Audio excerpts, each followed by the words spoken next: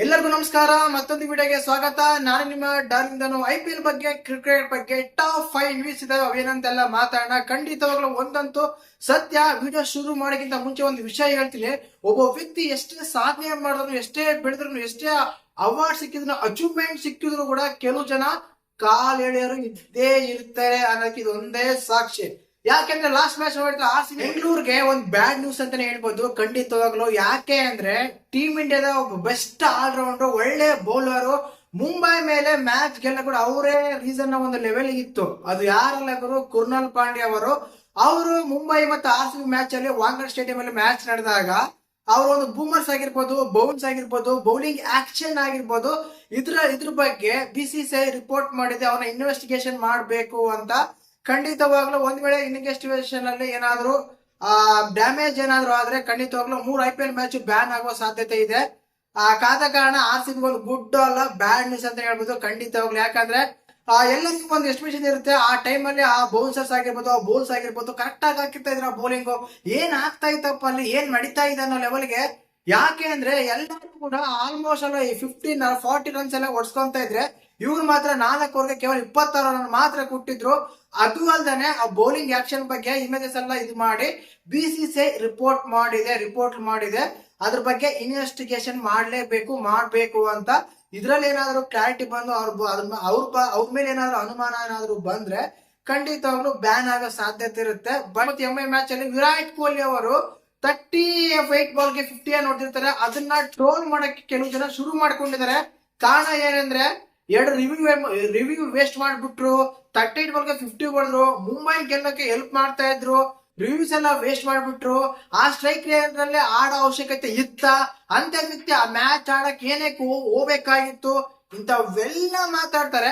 ಖಂಡಿತವಾಗ್ಲು ಅಂತ ಒಂದು ಪ್ರಶ್ನೆ ಕೇಳ್ತೀನಿ. ತಿಲಕ್ ವರ್ಮಾ, ರೋಹಿತ್ ಶರ್ಮಾ, ಸೂರ್ಯಕುಮಾರ್ ಯಾದವ್ 39 ಬಾಲ್ಸ್ಗೆ 53 ಹೊಡಿತಾರೆ. ಇದ್ರ ಬಗ್ಗೆ ಯಾರು ಮಾತಾಡಲ್ಲ, ಕೇವಲ ಕೊಹ್ಲಿ ಬಗ್ಗೆ ಮಾತ್ರ ಮಾತಾಡ್ತಾರೆ. ಇಲ್ಲಿ ರೀಸನ್ಸ್ ಏನ್ ಗೊತ್ತಾ, ಆಲ್ರೆಡಿ ಆ ಟೈಮ್ ಅಲ್ಲಿ ಕೊಹ್ಲಿಗೆ 101 ಫೀವರ್ ಇತ್ತು. ಆದ್ರೂ ಕೂಡ ಒಬ್ಬ ಸೀನಿಯರ್ ಪ್ಲೇಯರ್ ಟೀಮ್ ಅಲ್ಲಿ ಇಲ್ಲ ಅಂದ್ರೆ ಆ ಟೀಮ್ ಮೇಲೆ ಒಂದು ಪ್ಲೇಯರ್ಸ್ ಆಗಿರ್ಬೋದು, ಆ ವಾತಾವರಣ ಆಗಿರ್ಬೋದು, ಅಟ್ಮಾಸ್ಫಿಯರ್ ಆಗಿರ್ಬೋದು, ಅದಕ್ಕೆ ತೊಂದರೆ ತೊಂದರೆ ಆಗ್ಬಾರ್ದು ಅನ್ನೋ ಒಂದು ಕಾರಣಕ್ಕೆ ಆಡ್ತಾ ಇದ್ರು. ಆ ಕಡೆ ಫಿಲ್ ಸಾಲ್ ಚೆನ್ನಾಗಿ ಆಡ್ತಾ ಇದ್ರು, ಸ್ಟ್ರೈಕ್ ಕೊಡ್ತಾ ಇದ್ರು, ಸ್ಟ್ರೈಕ್ ರೊಟೇಟ್ ಮಾಡ್ತಾ ಇದ್ರು. ಇಲ್ಲಿ ಓಪನರ್ಸ್ ಅಂತ ಹೋದಾಗ ಇಬ್ರು ಹೊಡಿಬಡ ಆಡೋ ಅವಶ್ಯಕತೆ ಇರಲ್ಲ. ಒಬ್ರು ಆಡ್ರು ಸಾಕು, ಒಬ್ರು ಸ್ಟ್ರೈಕ್ ಕೊಟ್ರು ಸಾಕಲ್ದಾನೆ. ಇಬ್ರು ಅದೇ ರೀತಿ ಆಡೋದಾಗ ಹೋಗ್ತಾ ಇದ್ರೆ ತುಂಬಾ ಇದಾಗುತ್ತೆ ಅನ್ನೋ ಒಂದು ರೀಸನ್ ಆಡ್ತಾ ಇದ್ರು. ಬಟ್ ಒಂದ್ ಹೇಳ್ತೀನಲ್ಲ, ಎಷ್ಟೇ ಅವಾರ್ಡ್ ಸಿಕ್ಕಿರ್ಲಿ, ಎಷ್ಟೇ ಸ್ಯಾಕ್ರಿಫೈಸ್ ಮಾಡಿರ್ಲಿ, ಏನೇ ಮಾಡಿರ್ಲಿ, ಅದ್ರ ಬಗ್ಗೆ ನೆಗೆಟಿವ್ ಮಾಡೋರ ಕೆಲವು ಜನ ಇರ್ತಾರೆ. ಅವ್ರನ್ನ ಏನಂದ್ರೆ ಹಳೆ ತಾನು ಹೊಡ್ಬೇಕು ಅನ್ಸುತ್ತೆ ಅಂತ ಕೆಲವು ಕಮೆಂಟ್ಸ್ ನೋಡ್ತಾ ಇದ್ದೆ ನಾನು. ಖಂಡಿತವಲ್ಲ ಅದ್ರ ಬಗ್ಗೆ ತುಂಬಾ ಬೇಜಾರು ಕೂಡ ಆಯ್ತು. ಇಲ್ಲಿ ಮುಖ್ಯವಾಗಿ ಈ ವಿಷಯ ಬಗ್ಗೆ ಚರ್ಚೆ ಮಾಡೋದಕ್ಕಿಂತ ಮೇನ್ ಆಗಿ ಅಲ್ಲಿ ಬೇರೆ ಪ್ಲೇಯರ್ಸ್ ಆಡಿರೋದು ಅಷ್ಟೇ ಇದೆ, ಕೊಹ್ಲಿ ಆಡಿರೋ ಆಟನೂ ಅಷ್ಟೇ ಇದೆ. ಬಟ್ ಅವ್ರನ್ನ ಬಿಟ್ಬಿಟ್ಟು ಕೇವಲ ಡಬಲ್ ಸ್ಟ್ಯಾಂಡರ್ಡ್ಸ್ ಅಂತ ಕರಿತೀವಿ ಇದನ್ನೇ. ಅವ್ರಿಗೆ ಅವ್ರಾದ್ರೆ ಓಕೆ, ಇವ್ರಾದ್ರೆ ಬ್ಯಾಟ್ಗೆ ಅನ್ನೋ ಲೆವೆಲ್ಗೆ ಅವೆಲ್ಲ ಮಾತಾಡ್ತಾ ಇರ್ತಾರೆ.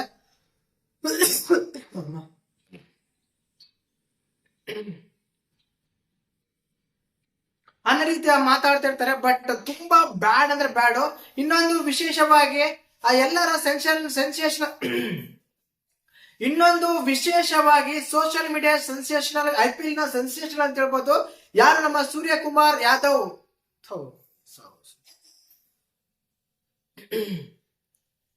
ಈಗ ಪ್ರೆಸೆಂಟ್ ಅಲ್ಲಿ ಈ IPL ಸೆನ್ಸೇಷನಲ್ ಅಂತ ಹೇಳ್ಬೋದು ನಮ್ಮ ವೈಭವ್ ಸೂರ್ಯವಂಶಿ ಅವರು. ಯಾಕೆ ಅಂದ್ರೆ ಎಲ್ಲ ಮ್ಯಾಚ್ ಸಖತ್ತಾಗಿ ಆಡ್ತಾ ಇದಾರೆ. ಇವ್ರನ್ನ ಇಮಿಡಿಯೇಟ್ಲಿ ಆಗಿ ಟೀಮ್ ಇಂಡಿಯಾಗೆ ಸೆಲೆಕ್ಟ್ ಮಾಡ್ಲೇಬೇಕು ಗುರು ಅಂತ ಕೆಲವು ಜನ ಎಲ್ಲ ಫೋರ್ಸ್ ಮಾಡ್ತಾ ಇದ್ರು. ಕಮೆಂಟ್ಸ್ ಬರ್ತಾ ಇತ್ತು, ವೈರಲ್ ಆಗ್ತಾ ಇತ್ತು. ಅದು ಕೂಡ ನಿಜ ಆಗಿದೆ ಗುರು. ಏನಕ್ಕಂದ್ರೆ ಐರ್ಲೆಂಡ್ ವಿರುದ್ಧ ಒಂದು ಸೀರೀಸ್ ಇದೆಲ್ಲ, 2020 ಸೀರೀಸ್ ಇದೆ, ಒನ್ ಡೇ ಸೀರೀಸ್ ಇದೆ. ಆ ಸೀರೀಸ್ಗೆ ವೈಭವ್ ಸೂರ್ಯವಂಶಿ ಅವ್ರನ್ನ ಸೆಲೆಕ್ಟ್ ಮಾಡಿದ್ದಾರೆ. BCCI ಒಂದು ನ್ಯೂಸ್ ಬರ್ತಾ ಇದೆ. ಖಂಡಿತವಾಗ್ಲೂ ಒಂದು ಖುಷಿ ವಿಷಯ ಅಂತಾನೆ ಹೇಳ್ಬೋದು ಖಂಡಿತವಾಗ್ಲು. ಯಾಕೆ ಅಂದ್ರೆ ಆ IPL ಆಗಿರ್ಬೋದು, ಅಂಡರ್-19 ಆಗಿರ್ಬೋದು, ತುಂಬಾ ಚೆನ್ನಾಗಿ ಆಡ್ಕೊಂಡು ಬರ್ತಾ ಇದ್ದಾರೆ. ಆ ಟೈಮಲ್ಲಿ ಸೆಲೆಕ್ಟ್ ಮಾಡಿರೋದಕ್ಕೆ ಇಂಡಿಯಾದಲ್ಲಿ ಕೂಡ ಭಾರತಕ್ಕೆ ಒಂದು ಗೌರವತ್ವವನ್ನು ತರೋಕೆ ಇಂಡಿಯಾ ಟೀಮ್ ಕಡೆ ಕೆಲವೊಂದು ಒಂದು ಡ್ರೀಮ್ ಇರುತ್ತೆ. ಆ ಡ್ರೀಮ್ ಫುಲ್ಫಿಲ್ ಆಗ್ಬೋದಂತ ಹತ್ರ ಕಾಣಿಸ್ತಾ ಇದೆ ಖಂಡಿತವಾಗ್ಲು. ಇನ್ನು ಅದೇ ರೀತಿಯಾಗಿ ನಮ್ಮ ಕಿಂಗ್ ಕೊಹ್ಲಿ ಅವರು ಲಾಸ್ಟ್ ಮ್ಯಾಚ್ ಅಲ್ಲಿ ಫೀವರ್ ಇತ್ತು. ಈ ಮ್ಯಾಚ್ ಆಡ್ತಾರ, ನೆಕ್ಸ್ಟ್ ಮ್ಯಾಚ್ ಲಕ್ನೋ ಜೊತೆ ಮ್ಯಾಚ್ ಇದೆ, ಆಡ್ತಾರ, ನಾಳಿನ ಮ್ಯಾಚ್ ಇದೆ, ಆಡ್ತಾರ ಅಂತ ಕೇಳಿದ್ರೆ ಖಂಡಿತವಾಗ್ಲೂ ಅವ್ರಿಗೇನು ಪ್ರಾಬ್ಲಮ್ ಏನಿಲ್ಲ. ಆಲ್ಮೋಸ್ಟ್ ಅಲ್ಲಿ ಕ್ಯೂರ್ ಆಗಿದೆ. ನೆಕ್ಸ್ಟ್ ಮ್ಯಾಚ್ 100% ಆಗಿ ಆಡೇ ಆಡ್ತಾರೆ ಅಂತ ಹೇಳ್ಬೋದು. ಇದಕ್ಕಿಂತ ಮುಂಚೆ ಮ್ಯಾಚ್ ಅಲ್ಲಿ ಕಣ್ಣಿಗೆ ಏನಾಯ್ತು, ಸ್ವೆಟ್ ಹಾಕೊಂಡು ಬ್ಯಾಟಿಂಗ್ ಆಡಿದ್ರು, ಮತ್ತೆ 20 ಓವರ್ ಫೀಲ್ಡಿಂಗ್ ಕೂಡ ಮಾಡಿದ್ರು. ಅದಾದ್ಮೇಲೆ ಫೀವರ್ ಬಂತು, ಅದ್ಮೇಲೆ ಕಿನಿ ನೋವಾಗಿತ್ತು, ಅಂದ್ರೆ ಮನಕಲ್ ಹತ್ರ ಒಂದ್ ಸ್ವಲ್ಪ ನೋವಾಗಿದೆ ಅಂತ ಅಪ್ಡೇಟ್ ಸಿಗ್ತಾ ಇತ್ತು. ಬಟ್ ಅವೆಲ್ಲಾನು ಸ್ವಲ್ಪ ಕ್ಯೂರ್ ಆಗ್ತಾ ಬರ್ತಾ ಇದೆ. ಬಟ್ ಮ್ಯಾಚ್ ಕೂಡ ಕನ್ಫರ್ಮ್ ಆಗಿ ಆಡೇ ಆಡ್ತಾರೆ ಅಂತ ಹೇಳ್ಬೋದು. ಇನ್ನೊಂದು ವಿಶೇಷ ಅಂದ್ರೆ 3 ಲೆಜೆಂಡ್ಸ್ ಅಂತ ಹೇಳ್ಬೋದು. ಖಂಡಿತವಾಗ್ಲು ಯಾರು ಅಂದ್ರೆ ನಮ್ಮ ಧೋನಿ ಆಗಿರ್ಬೋದು, ಕಿಂಗ್ ಕೊಹ್ಲಿ ಆಗಿರ್ಬೋದು, ರೋಹಿತ್ ಶರ್ಮಾ ಆಗಿರ್ಬೋದು, ಇವು 3 ಜನ ಕೂಡ first time same time injury ಆಗಿದೆ IPL ನಲ್ಲಿ. ಈ ವರ್ಷ IPL ಅಲ್ಲಿ ಪ್ರೆಸೆಂಟ್ 3 ಜನ ಇಂಜುರಿಯಲ್ಲಿ ಇದ್ದಾರೆ. ಬಟ್ ಒಬ್ಬೊಬ್ರು ರಿಕವರಿ ಆಗ್ತಾರೆ, ಒಬ್ರು ರಿಕವರಿ ಆಗ್ತಿಲ್ಲ. ಬಟ್ ಧೋನಿ ಮಾತ್ರ ಬರ್ತಾ ಇಲ್ಲ. ನೆಕ್ಸ್ಟ್ ಮ್ಯಾಚ್ ಅಲ್ಲಿ ಕಿಂಗ್ ಕೊಹ್ಲಿ ಕೂಡ ಆಡ್ತಾರೆ ನಾನು ಆಲ್ರೆಡಿ ಹೇಳಿದೆ. ಬಟ್ ಧೋನಿ ಮಾತ್ರ ಇನ್ನು 2-3 ಮ್ಯಾಚ್ ಕಾಯಲೇಬೇಕು ಚೆನ್ನೈ ಫ್ಯಾನ್ಸ್ ಮಾತ್ರ ಅಂತಾನೆ ಹೇಳ್ಬೋದು. ಇನ್ನು ಅದೇ ರೀತಿ ಮತ್ತೆ ನಿನ್ನೆ ನೋಡಿರ್ತಾರ SRH ಮತ್ತೆ RR ಮ್ಯಾಚ್ ಹಿಂಗೇನೆ, ಅಂದ್ರೆ ಬೋಲರ್ಸ್ ಹಿಂಗೆ ಅವ್ರು ಮಾತ್ರ ಫೇಸ್ಫುಲ್ ಹಿಂಗೆ ಮಾತ್ರ ಸಖತ್ತಾಗಿ ಬೋಲ್ ಮಾಡಿ ಅವರು ಹೋದ ವರ್ಷನೇ ಬರ್ದಿಟ್ಕೊಂಡಿದ್ರೆ ಅಂತ. ಏನಂದ್ರೆ ನಾನು ಏನಾದ್ರು ಡೆಬ್ಯೂಟೆಂಟ್ ಅಂದ್ರೆ ಫಸ್ಟ್ ಟೈಮ್ ಏನಾದ್ರು ನಾನು ಮ್ಯಾಚ್ ಆಡಿದ್ರೆ ಬೋಲ್ ಮಾಡಿದ್ರೆ ಖಂಡಿತವಾಗ್ಲೂ 3-4 ವಿಕೆಟ್ ತಗೊಂತೀನಿ ಅಂತ ಬರ್ದಿಟ್ಕೊಂಡಿದ್ರೆ ಅಂತ. ಅದು ಕೂಡ ಸತ್ಯ ಕೂಡ ಆಗಿದೆ ಇಲ್ಲಿ. ಯಾಕಂದ್ರೆ ಫ್ಯಾಮಿಲಿ ಸ್ಯಾಕ್ರಿಫೈಸ್, ಫ್ರೆಂಡ್ ಸ್ಯಾಕ್ರಿಫೈಸ್, ಕೆಲವು ಅವ್ರು ಕೂಡ ಸ್ಯಾಕ್ರಿಫೈಸ್ ಮಾಡ್ತಾರೆ. ಆ ಸ್ಯಾಕ್ರಿಫೈಸ್ ಗೆ ದೇವ್ರು ಯಾವತ್ತೋ ಒಂದಿನ ಅವಕಾಶ ಕೊಡ್ತಾನೆ, ಅದಕ್ಕೆ ಪ್ರತಿಫಲ ಸಿಕ್ಕೇ ಸಿಗುತ್ತೆ ಅನ್ನೋಕೆ ಇದೇ ಒಂದು ರೀಸನ್. ಮೈ ಡೇ ಅಂತ ಇರುತ್ತೆ, ಅಂದ್ರೆ ನಮ್ಮ ದಿನ ಅಂತ ಒಂದು ಇರುತ್ತೆ. ಆ ದಿನ ಹೆಂಗೆ ಅವರ ದಿನ ಆಗಿತ್ತು, ಖಂಡಿತವ್ರು ಅವರು ಕೂಡ ಸಖತ್ತಾಗಿ ಬೋಲ್ ಮಾಡಿದ್ದಾರೆ. ಇದನ್ನ ನನ್ನ ಫ್ಯಾಮಿಲಿಗೆ ಡೆಡಿಕೇಟ್ ಮಾಡ್ತಾ ಇದ್ದೀನಿ ಇದನ್ನ ಅಂತೆಲ್ಲ ಹೇಳ್ಕೊಂಡಿದ್ದಾರೆ. ಖಂಡಿತವ್ರು ಖುಷಿ ಕೂಡ ಆಯ್ತು, ಆಗ್ಲಿ. ಯಾಕಂದ್ರೆ ಅವರ ಕಷ್ಟಕ್ಕೆ ಪ್ರತಿಫಲ ಸಿಕ್ಕಾಗ ತುಂಬಾ ಜನಕ್ಕೆ ಖುಷಿ ಕೂಡ ಆಗುತ್ತೆ.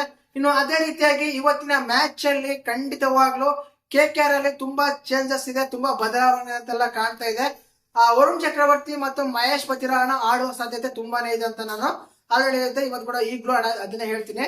ಈ ರೀತಿ ಒಂದು ಟಾಪ್ 6 IPL ಬಗ್ಗೆ ನ್ಯೂಸ್ ಆಗಿತ್ತು. ಮತ್ತೆ ನೀವು ನಮ್ಮ ಚಾನಲ್ ಹೊಸಬರಾಗಿದ್ರೆ ದಯವಿಟ್ಟು ಚಾನಲ್ ನ ಸಬ್ಸ್ಕ್ರೈಬ್ ಮಾಡಿ, ಲೈಕ್ ಮಾಡಿ, ಶೇರ್ ಮಾಡಿ.